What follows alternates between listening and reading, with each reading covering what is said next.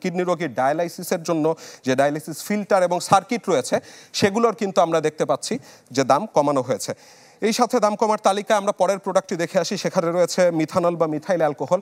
Alcohol শব্দটি শুনেই যাদের চোখ চকচক করে উঠছে তাদেরকে একটু জানিয়ে রাখা ভালো, এই অ্যালকোহল সেই অ্যালকোহল না, এটি মূলত ওষুধ, wood varnish, washing plant, paint, particle এসবের কাঁচামাল হিসেবে ব্যবহৃত হয়ে থাকে। এবং পরের প্রোডাক্টটি যদি আমরা দেখি তাহলে দেখব যে বাসায় আপনার খাওয়া দাওয়া না থাকুক, প্রয়োজনীয় জিনিসপত্র কিনতে পারছেন কি পারছেন না সরকার তা নিয়ে চিন্তা না করলেও বাসাবাড়ি যেন সুন্দর থাকে এজন্য আমরা দেখছি যে কার্পেটের যেই প্রধান কাঁচামাল রয়েছে অর্থাৎ পলিপ্রপিলিন ইয়ার্ন, এটিতে আমদানি শুল্ক 10% থেকে 5% কমানো হয়েছে। এবারের বাজেটে দাম কমার তালিকা দেখে একটি পণ্য আমার পছন্দ হয়েছে, সেটি হচ্ছে যে ল্যাপটপের দাম কমতে পারে। পরের পণ্যটি যদি আমরা দেখি এবং সেটির মোট কর ভার আমরা দেখছি যে 31 থেকে 20.5% করা হয়েছে।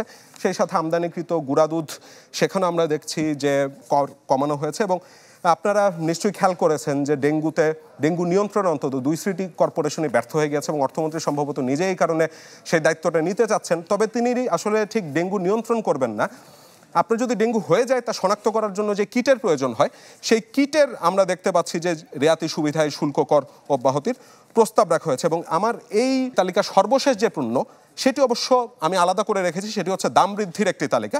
এবং মাননীয় সংসদ সদস্যদের যে গাড়ি আমদানি এটি ক্ষেত্রে আমরা দেখেছিলাম যে সবসময় শুল্ক অব্যাহতির প্রস্তাব রাখা ছিল। এবং দর্শক আপনাদেরকে একটু জানিয়ে রাখা দরকার যে আপনি যখন সাধারণভাবে একটি গাড়ি আমদানি করতে যাবেন আপনাকে আমদানি শুল্ক 25%, মূসক 15%, রেগুলেটরি ডিউটি 3%, আগাম কর 5%, আগাম আয়কর 5% এবং অধিকাংশ ক্ষেত্রে 400 থেকে 5% পর্যন্ত সম্পূরক শুল্ক দিতে হয়, যেটি আমাদের সংসদ সদস্যগণের কাউকেই দিতে হয় না।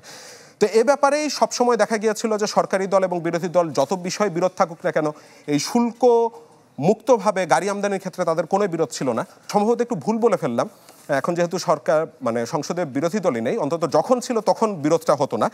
তো এ ব্যাপারে আমরা দেখতে পাচ্ছি যে এবার বাজেট অর্থমন্ত্রী পরিষ্কার ভাষায় বলেছেন যে মাননীয় সংসদ সদস্যগণের শুল্ক কর অব্যাহতির সংস্কৃতি থেকে বের হয়ে আসার ক্ষেত্রে সামনে থেকে নেতৃত্ব দেওয়ার উজ্জ্বল দৃষ্টান্ত স্থাপনের অংশ হিসাবে উক্ত কর অব্যাহতি সুবিধা কিছুটা হ্রাস করার প্রস্তাব করা হয়েছে। তবে ঠিক কত % প্রস্তাব করা হয়েছে তা এখনো পর্যন্ত জানি না এবং শেষ পর্যন্ত মাননীয় সংসদ সদস্যগণ উজ্জ্বল দৃষ্টান্ত স্থাপন করতে পারবেন কিনা তাও নিয়েও এক ধরনের সন্দেহ থেকেই যাচ্ছে।